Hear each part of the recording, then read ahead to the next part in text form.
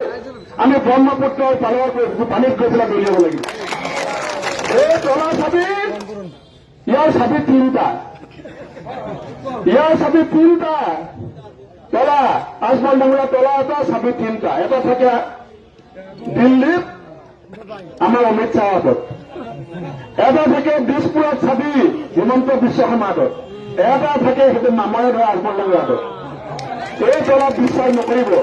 এই তলা আপোনাৰ তলা নহয়, এই তলাৰ চাবি আপোনাৰ পকেটত নাই, এই তলাৰ চাবি অমিত শ্বাহৰ পকেটত আছে, হিমন্ত বিশ্ব শৰ্মাৰ পকেটত আছে।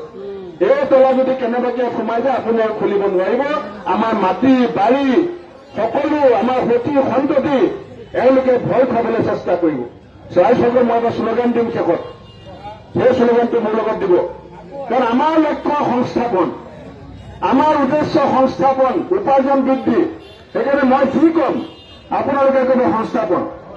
আমাৰ লক্ষ্য, আমাৰ উদ্দেশ্য, আমাক লাগে, আমাৰ নীতি, আমাৰ সংকল্প, আমাক লাগিব, আমাক লাগিবই। ধন্যবাদ। বন্দে মাতৰম, জয় অসম।